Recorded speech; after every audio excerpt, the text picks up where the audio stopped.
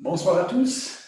Un petit webinaire effectivement sur la décontamination du cabinet dentaire vis-à-vis des virus respiratoires. Et j'indique ça effectivement virus respiratoire au sens large, parce que le nouveau SARS-CoV-2, ce nouveau coronavirus responsable du Covid, introduit en fait une nouvelle donnée dans nos cabinets dentaires. Jusque-là, on est habitué uniquement aux virus et bactéries bloodborne, donc transporté par le sang et nécessitant une plaie pour pouvoir infecter nos patients. Et ici, on a affaire à quelque chose de totalement différent. En fait, on a sans doute, dans le passé, contaminé pas mal de nos patients, vraisemblablement pour des rhumes, des rhinopharyngites et des grippes, mais sans que ça ait jamais eu une importance. Et aujourd'hui, évidemment, ce Covid, enfin, cette maladie Covid nous introduit une nouvelle donnée et une nouvelle perspective. Effectivement, les virus respiratoires sont un problème, et en particulier en dentisterie. Alors pourquoi en particulier en dentisterie? Eh bien, parce que, bien entendu, si ma télécommande veut bien fonctionner en tout cas, on va le voir parce que, bien entendu, ce virus respiratoire se transmet, on le sait, et ça a été suffisamment décrit dans la presse grand public et par nos éminents virologues et politiciens, ça se transmet par les gouttelettes de tous les éternuements. Donc au départ, on a effectivement essayé de nous faire croire que seules les grosses gouttelettes, quand on vous éternuait au visage, étaient transporteuses de ce virus, de ce SARS-CoV-2. On sait maintenant aussi que la salive elle-même est contaminée par le virus, donc on trouve des virus dans la salive entière, avec en plus de ça des récepteurs pour le virus au niveau des cellules de la muqueuse buccale. Donc la salive est un transmetteur direct, la muqueuse buccale est un transmetteur ou une porte d'entrée directe aussi pour ce virus, ce qui change aussi la donne par rapport par exemple aux hépatites où il fallait vraiment plutôt ou au sida, où il fallait vraiment une plaie, une inoculation de quantité relativement importante de gouttelettes de sang pour pouvoir inoculer cette pathologie. Ici, c'est différent. La salive est un transmetteur, les gouttelettes de tout dénouement sont des transmetteurs, la muqueuse buccale est une porte d'entrée. Et ce qui est pire, c'est qu'en réalité, ce n'est pas le seul transmetteur. Et là, on a voulu éluder un petit peu ce problème, mais clairement, lorsque le virus se transmet par l'air, il y a aussi un danger. Alors par l'air, c'est facile à dire, ce n'est pas véritablement l'air, mais c'est un nuage invisible de microgouttelettes, qui est un phénomène quasiment inconnu il y a quelques années, qu'on commence à découvrir. Vous avez sans doute vu sur Internet et sur des chaînes télévisées, je n'ai pas remis ce soir parce qu'on n'est pas là pour parler des heures, mais des vidéos de transmission de gouttelettes qui sont visibles maintenant par des caméras à très haute définition avec un faisceau laser. On voit véritablement ces micro-gouttelettes inférieures à 10 microns qui s'élèvent dans l'air au-dessus du patient ou de la personne qui parle. Et simplement la parole, encore plus évidemment l'écrit et le chant, vont créer un nuage de micro-gouttelettes. Et ce nuage va rester en suspension de longues minutes dans l'air. Et ce nuage est transmetteur de virus, de particules virales. Donc, on sait qu'on a des particules virales qui sont présentes dans ces micro-gouttelettes projetées par la parole et par le cri, mais aussi, on va le voir évidemment, par l'aérosol dentaire, l'aérosol créé par nos soins dentaires. Et il y a donc effectivement ces micro-gouttelettes qui contiennent des particules virales. Et en plus de ça, on sait maintenant que les particules virales peuvent pénétrer directement dans les poumons. Donc là, c'est plus un gros postillon qu'on reçoit dans l'œil ou qu'on reçoit sur le visage et puis qu'on va transmettre en se frottant le visage. Non, c'est carrément ces micro-gouttelettes qui peuvent pénétrer directement dans les voies respiratoires et pénétrer directement dans les poumons. Donc, on a affaire à un problème un peu particulier.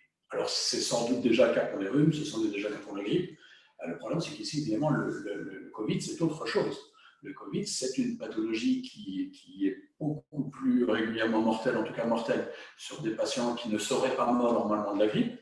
Et si on tire mal à la loterie, on peut effectivement être sensible à ce Covid, même en dessous, bien entendu, de 65 ans. Et il y a, vous le savez tous, des morts extrêmement malheureuses à cause de ça, simplement par une réceptivité immunitaire et inflammatoire. Donc, Vecteur de transmission du SARS-CoV-2, l'air, ce nuage invisible de microgouttelettes, il est vraiment bien montré aujourd'hui que lors de la parole du chant, il y a des nuages de microgouttelettes qui peuvent transporter des particules virales sur des mètres, voire plusieurs dizaines de mètres, et qui restent en suspension de très longues minutes, en tout cas dans un aérosol naturellement créé, dans une pièce où il n'y a pas de courant d'air extrêmement puissant. Et c'est effectivement ces petites particules dans les microgouttelettes ici qui vont être transmises. Bon, donc ce virus introduit une nouvelle notion pour nous qui pratiquons des soins dentaires, puisqu'on sait que dans les soins dentaires, nous créons un aérosol extrêmement puissant. Par la turbine, par les contre-angles également un refroidissement air-eau, et par les ultrasons essentiellement, et également par la soufflette à air. Donc on crée des aérosols puissants. Alors, ce qu'on en voit sur cette caméra, c'est un film absolument banal avec un iPhone. On en voit qu'en fait que les macro-gouttelettes ici, ça, ce n'est pas les micro-gouttelettes qui vont partir véritablement dans l'atmosphère et rester en suspension. Pour voir ces micro-gouttelettes qui restent en suspension, il faut vraiment des caméras à très haute définition et à faisceau laser d'illustration, de mise en évidence de ces micro-gouttelettes. Mais on les crée. Donc, incontestablement, nous créons des aérosols puissants. Et ce sont des choses connues. On sait que ces aérosols que nous créons sont fortement contaminés par la salive et évidemment par tous les micro-organismes qui s'y trouvent. Et donc, comme on sait maintenant que le SARS-CoV-2, ce virus, ce coronavirus, est présent clairement dans la salive, on sait déjà par définition qu'effectivement, quand on crée un aérosol dentaire, on va avoir une contamination par le SARS-CoV-2, obligatoirement, bien entendu, chez un patient positif et contagieux. La portée de cet aérosol dentaire, on le sait depuis de très nombreuses années, il y a deux aérosols dentaires. Il y a vraiment les gouttelettes importantes, ce qu'on appelle en anglais le splatter. Ça ne va pas très très loin. Ça va contaminer quoi? Ça va contaminer notre tablette du nid ici, toute la tablette du nid, le crachoir, la lampe sialytique, tout ça va être contaminé. Ça ne va pas très loin, ça va à 0,5 mètres, 1 mètre maximum. Donc là, un bon nettoyage de nos fouets, de notre tablette, du crachoir, du fauteuil du patient, du sialytique, et on est débarrassé de ces macro-gouttelettes de ce splatter. Mais malheureusement, on génère aussi des micro-gouttelettes. Et ça a été encore récemment démontré. On sait que ces micro-gouttelettes, ce nuage de micro-gouttelettes, a une portée de 6 à 7 mètres. Et donc, on sait déjà, par ce fait même, que les espaces ouverts, les cliniques avec des espaces ouverts et la communication entre cabinets, potentiellement, c'est effectivement un lieu où ce nuage de microgouttelettes peut être transporté d'un cabinet à l'autre. Jusqu'à présent, on s'en souciait relativement peu, puisqu'effectivement, on ne transmettait rien de grave par ces nuages, donc on n'a jamais été inquiété par ça. Aujourd'hui, avec le SARS-CoV-2, évidemment, ça prend une autre dimension et une autre importance. On sait aussi que ce nuage de microgouttelettes reste en suspension plusieurs heures. Encore récemment, ça a été démontré, ça peut rester en suspension plusieurs heures. Donc, on a un problème, on crée un nuage de microgouttelettes qui reste en suspension plusieurs heures, qui va s'étendre sur plusieurs mètres, qui va polluer donc tout le cabinet, et ce nuage est potentiellement contaminé par le virus du Covid si le patient est positif.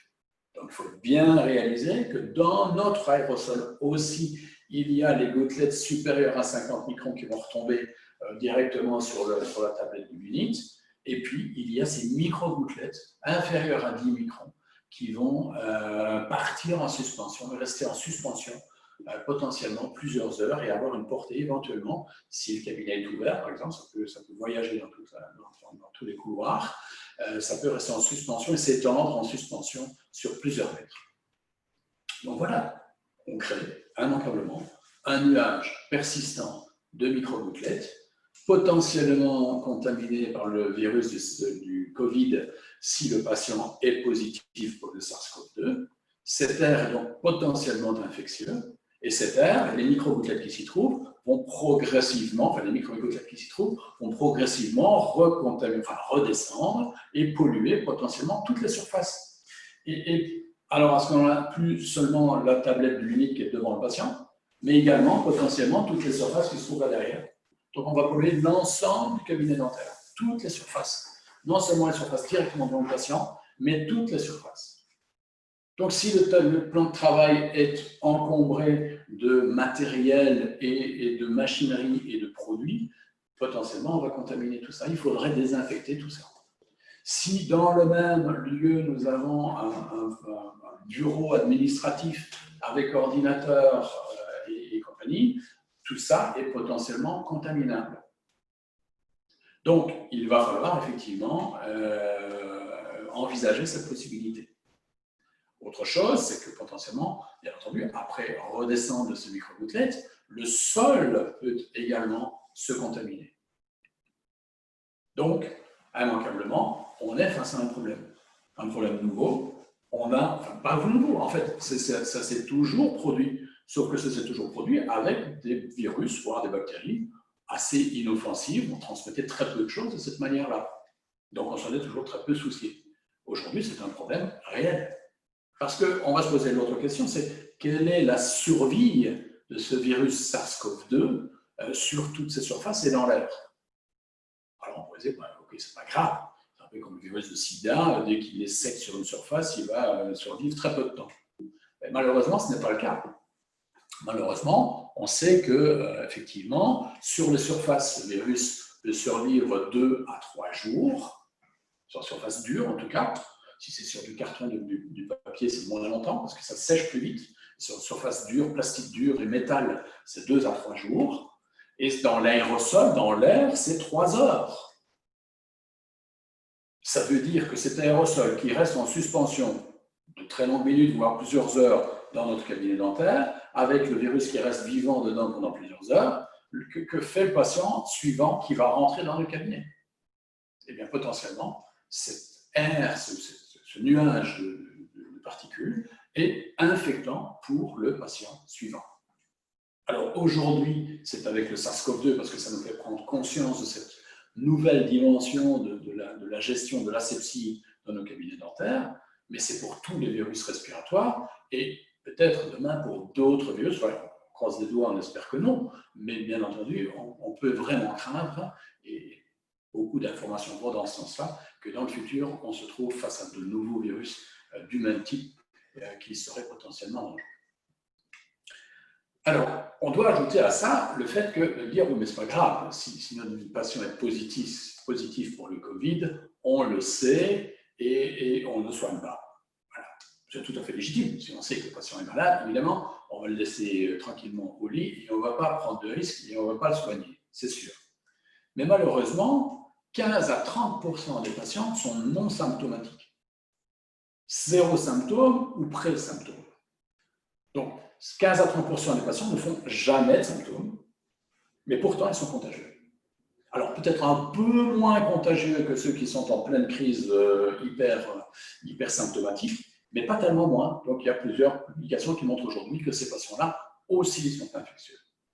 Ça veut dire que, je pense que par exemple, une mesure comme la prise de température du patient quand il entre dans le cabinet pour savoir si on est tranquille ou si on n'est pas tranquille, c'est une mesure relativement contre-productive, voire dangereuse.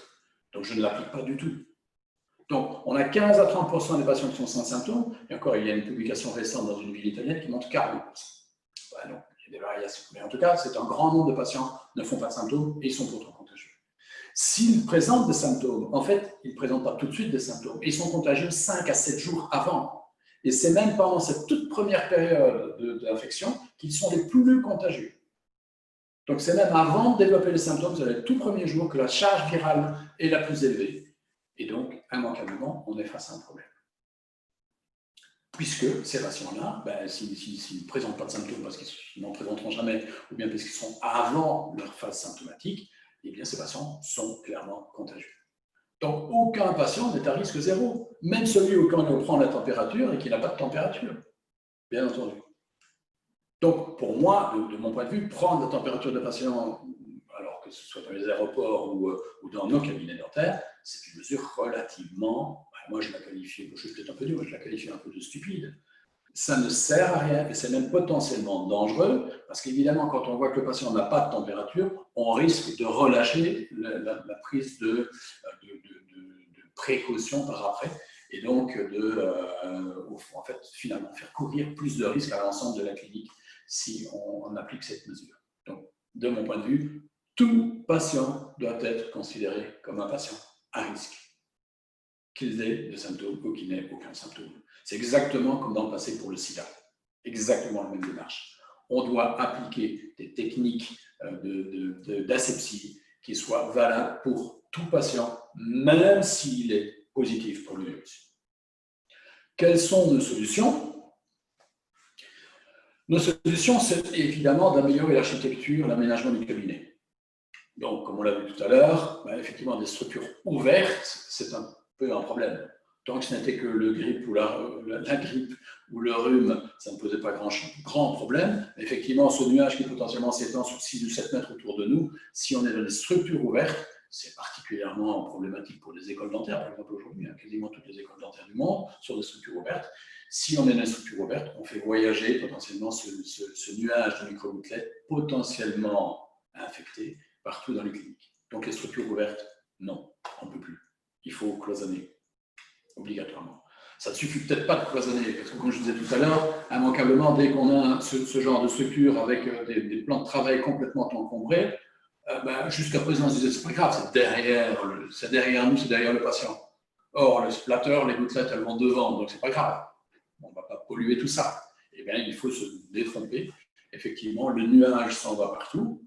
Jusqu'à présent, on polluait nos surfaces avec des bactéries et des virus pas très agressifs. Aujourd'hui, c'est avec le Covid, avec le SARS-CoV-2. Donc, potentiellement, effectivement, ces surfaces vont devenir, à ce moment-là, des vecteurs de transmission indirecte du virus. Donc, il faut sûrement séparer l'espace de soins et l'espace administratif. Il faut dégager ou couvrir les plans de travail chaque fois qu'on crée un aérosol. Bonne chance, c'est quand même assez fastidieux de commencer à couvrir tout ce plan de travail dès qu'on crée un aérosol et éviter, par exemple, les armoires ouvertes comme on voit là-bas, parce que là-dedans, ça va aussi potentiellement se produire. Solution, c'est aussi réduire, bien sûr, la charge virale de l'aérosol ou la charge bactérienne de l'aérosol. La charge bactérienne de l'aérosol, on peut la traiter avec différents antiseptiques, mais l'antiseptique que nous utilisons plus en dentisterie, la chlorhexidine, n'a aucun effet sur le virus. Donc, si on veut un effet antiviral, c'est plutôt de l'oxygéné ou de l'isobétadine, polyvidone iodée comme l'isobétadine. 1 minute, efficacité antivirale puissante pour les deux produits. Les deux sont mauvais, les deux sont désagréables à utiliser. La polyvidoniodine, l'isobétadine, ça fait des taches partout. Et l'oxygéné, ça mousse tellement dans la bouche du patient que ça a un goût aussi infect et c'est très désagréable. Bon, peu importe. En fait, le problème de ce bain de bouche, c'est que les virologues nous disent de toute façon, c'est un effet court. Parce que la salive qui revient, le fait que le patient parle et qu'il respire, de toute façon, on va recontaminer les expectorations en tout cas du patient. Et donc, on ne va avoir qu'un effet, je dirais, minimal de ces bains de bouche antiviraux. Bonne solution pour réduire la charge virale, c'est de poser la digue chaque fois que c'est possible, chaque fois que c'est indiqué et possible. Autre solution, bien sûr, c'est de réduire maintenant non plus la charge virale, mais la portée de l'aérosol. Pour réduire la portée de l'aérosol, il faut se rappeler qu'il y a plein de soins qui ne posent pas de gros problèmes. Les consultations, les empreintes, les extractions de plaintes, les poses d'implants, il n'y a pas de souci. On essaye d'éviter la soufflette RO, on réduit l'usage des tartres ultrasons, on utilise le contre-angle rouge plutôt que la turbine qui produit un aérosol plus puissant que le contre-angle rouge, quand on a besoin d'une fraise à grande vitesse, et on va utiliser, bien entendu, une aspiration grande puissance. La grosse aspiration, et si possible un travail à 4 mains, peut réduire jusqu'à 90% la portée de l'aérosol. Donc bien sûr, il ne faut pas s'en priver, c'est sûr, mais on aura quand même une pollution du cabinet. On aura quand même un aérosol. On ne réduira pas la totalité.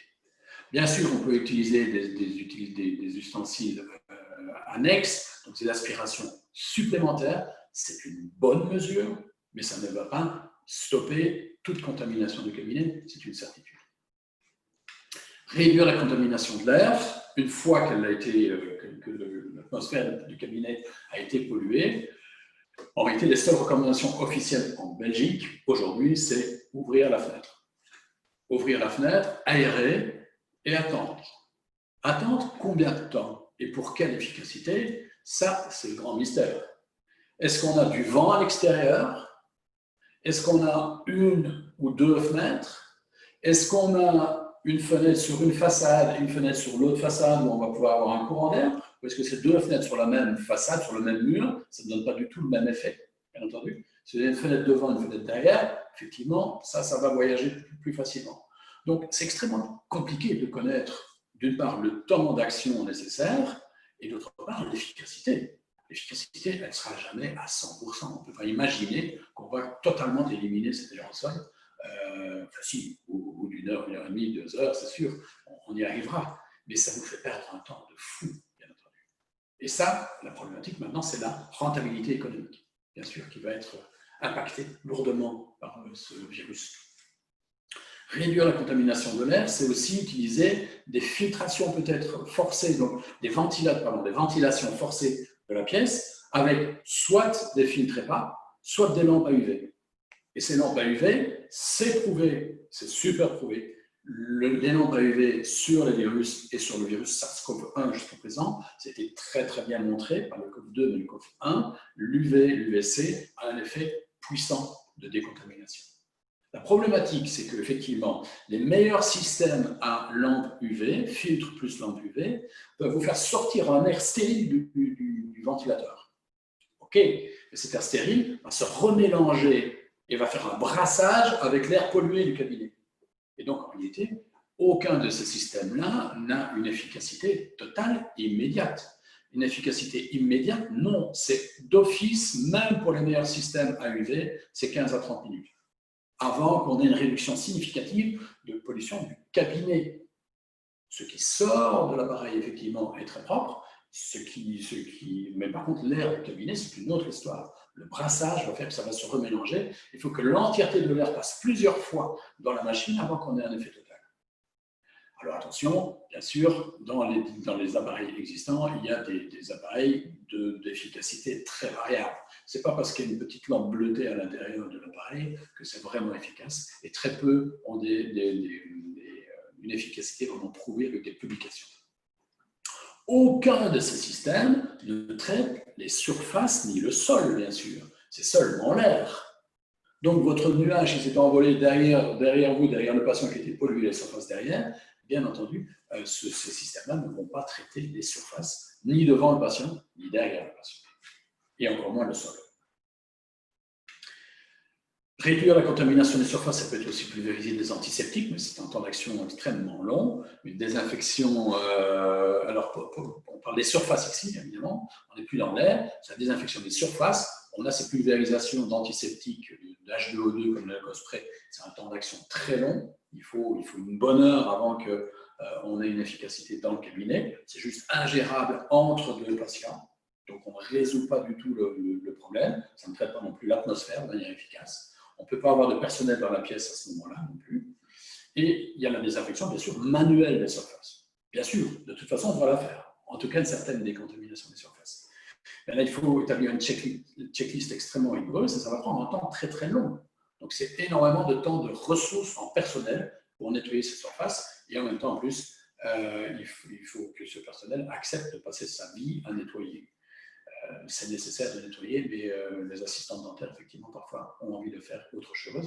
Et il reste la problématique des sols.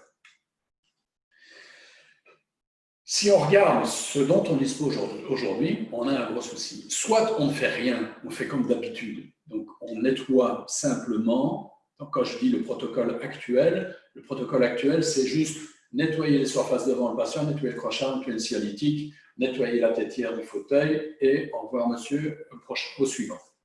À ce moment-là, je pense qu'on est à peu près à 20% de sécurité du patient. On a un gros risque. Et par contre, on est à 90% de rentabilité.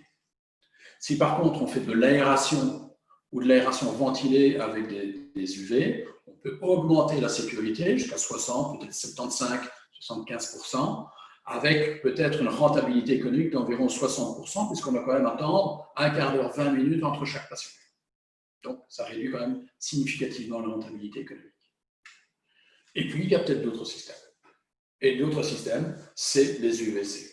Les UVC, on n'est pas les seuls à les utiliser, c'est clair.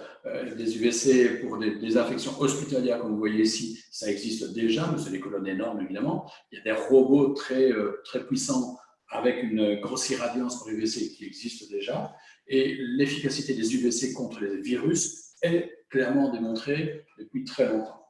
Et récemment, c'est très intéressant, récemment, Bianco et co-auteurs viennent de montrer que le SARS-CoV-2 est inactivé par les UVC dans des expectorations, donc vraiment dans une expectoration, dans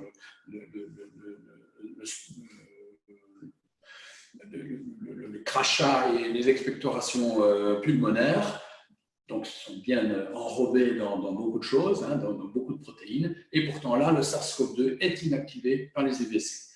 À des doses, vous allez le voir, qui sont inférieures à des doses, je ne vais pas vous montrer en réalité, mais à des doses qui sont inférieures à ce que des systèmes comme ceux-ci ou comme le système UV Mastercare peuvent délivrer. En réalité, le SARS-CoV-2 dans les expectorations est inactivé à 99,9% avec une irradiance de l'ordre de 5 millijoules par centimètre carré. Bon. Donc, les UVC, ça marche. Clairement, et ça marche même sur le SARS-CoV-2. Mais ces systèmes-là, avec un seul support de lampe, ça nous pose un problème en dentisterie, puisqu'en dentisterie, une des caractéristiques d'un cabinet dentaire, c'est bien sûr qu'il y a un fauteuil au milieu. Donc, si vous mettez une lampe d'un côté, il y a une grosse onde, alors que ça n'agit pas de l'autre côté. Et c'est pour ça qu'on a développé ici un système avec deux lampes, un master, un slave, connectés entre eux, avec une lampe de chaque côté du fauteuil, avec une très grande puissance. Alors, dans ces lampes à UV, on a des puissances extrêmement variables. Ici, on parle de lampes qui ont une puissance technologie très centrée sur les UVC, avec une puissance de 172 watts. Un tube en quartz qui protège des longueurs d'onde plus faibles pour ne pas avoir une production d'ozone, donc c'est ozone free ici. Et avec ces lampes-là, on peut le montrer, par exemple, un cabinet de 4 mètres sur 4, on a une inactivation virale ici en quelques minutes. On est en 3 minutes sur les surfaces dans tout le cabinet. Et encore, je vais peut-être vous montrer une deuxième, un cabinet de 5 mètres sur 5, on est en 4 minutes. Et encore, je le disais, on est même surestimé probablement parce que cette inactivation, on l'a calculée ici à une dose de 35 millijoules par centimètre carré. Or, je viens de vous le dire, dans ce papier récent de Bianco sur le SARS-CoV-2, le SARS-CoV-2 est inactivé par les UVC à une dose, dans les expectorations, dans le sputum, à une dose inférieure à 5 millijoules par centimètre carré. Donc ici, on tape très haut en sécurité. Et malgré cette dose très haute que nous avons pris comme une fourchette jusqu'à présent pour inactiver le virus dans les cabinets dentaires, on arrive à avoir une efficacité en de très faibles minutes, en quelques minutes. Alors ça change tout, évidemment. Ça change tout parce que ça va avoir beaucoup moins d'impact sur la rentabilité économique et sur notre protocole quotidien. Et moi, le protocole que j'emploie ici dans ma clinique d'Antalmy, le protocole, c'est quoi? Il y a d'abord les soins non aérosolisants. Les soins non aérosolisants, on va avoir un simple masque chirurgical. Le patient va éventuellement faire un bain de bouche d'une minute à l'isobétadine. Entre deux patients, parce que le patient va simplement parler, on va faire 5 à 10 minutes d'aération. Et une désinfection tout à fait routinière des surfaces qui sont devant le patient. Voilà, c'est tout. Plus un linge désinfectant humide en sortie de cabinet. Pour nos soins aérosolisants, quand on produit un aérosol, on parle des ultrasons, on parle des contrats, on parle des turbines, on parle tout ce qu'on veut, alors là, qu'est-ce qu'on va faire? Les mesures de protection pour l'équipe, FFP2, les visières, la surblouse jetable, bien sûr, le bain de bouche toujours pour le patient, digue si c'est possible, aspiration de grande puissance à 4 mains. On va faire une simple désinfection routinière des surfaces, on va se contenter de ce qui est devant le patient, du fauteuil, du cialytique. On va évidemment faire une désinfection quand même du plan de travail derrière, mais surtout juste derrière, on va envoyer le UV Mastercare 3 à 5 minutes. Et en 3 à 5 minutes, on va avoir une dose de l'ordre, dans un cabinet de 4 mètres sur 4, de 35 millijoules par centimètre carré, c'est-à-dire plusieurs fois supérieur à ce qui est nécessaire pour inactiver le virus dans des expectorations. Et là, on est en grande sécurité. Et donc, de mon point de vue, et c'est aussi pour ça qu'à un moment donné, j'ai titillé un groupe d'entrepreneurs pour créer ce système, de mon point de vue, aujourd'hui, le meilleur rapport entre sécurité totale du patient et rentabilité économique, c'est lorsqu'on emploie ces lampes à UV extrêmement puissantes. Alors, il y en a peut-être d'autres sur le marché qui vont être aussi efficaces, il y en a qui ne le sont pas, ça c'est sûr. Des petites lampes à faible puissance n'auront pas la même efficacité et surtout pas dans le même temps opératoire. Il faudra peut-être un quart d'heure, 20 minutes, voire plus pour que ce soit efficace. Mais aujourd'hui, avec ces lampes UV Mastercare, 172 watts 2 fois, dans un cabinet dentaire, on voit aujourd'hui qu'effectivement, on va être en sécurité du patient peut-être à 90-95%, 90-95% pour nos amis français, et 90% de rentabilité économique, puisque on pourrait même presque dire 100%, parce qu'en fait, ça va prendre 3 à 5 minutes. C'est juste le temps de faire le paperwork, le travail administratif, rendre des papiers aux patients. Et dès qu'on a terminé de lui dire au revoir, en fait, le cabinet est déjà complètement décontaminé à très forte puissance. Voilà ce que j'avais à vous dire sur ceci. Ce que je pense, c'est qu'effectivement, des virus respiratoires, on a le SARS-CoV-2, on a le Covid aujourd'hui, mais malheureusement, je crains qu'il en vienne d'autres dans le futur. De toute façon, le public a pris conscience de quelque chose, il a pris conscience du fait qu'il y a des choses qui se baladent dans l'atmosphère et que ce n'est pas safe.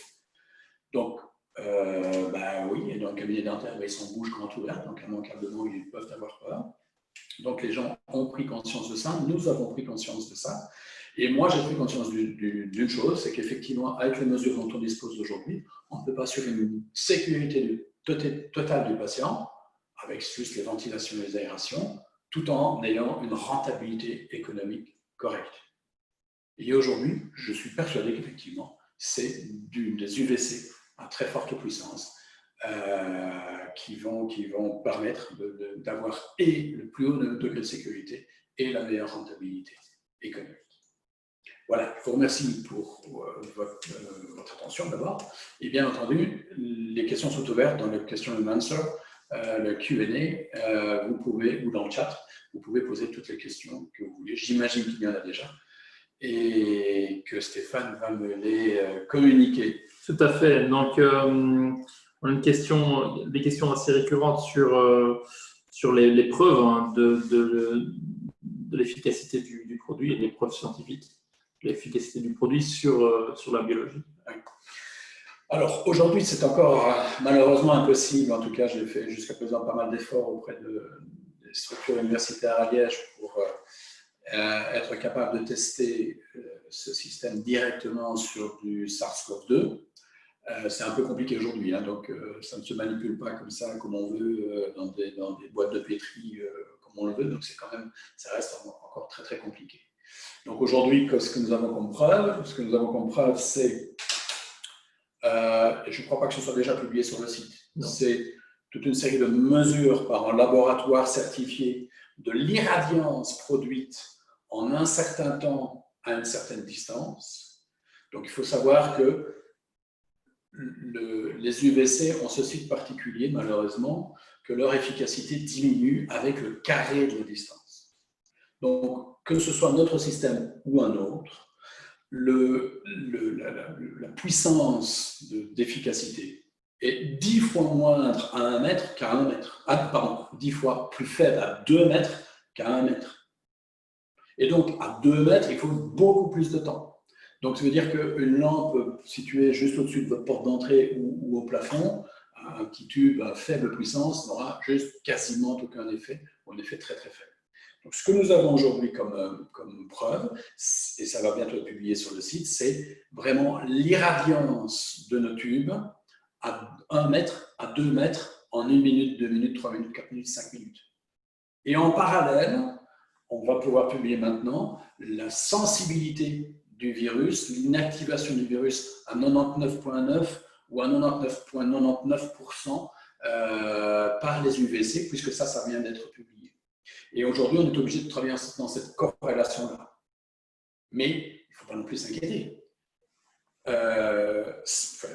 On connaît la puissance des UVC sur les virus de manière générale, sur le SARS-CoV-1 de manière très claire, sur le SARS-CoV-2, les données arrivent.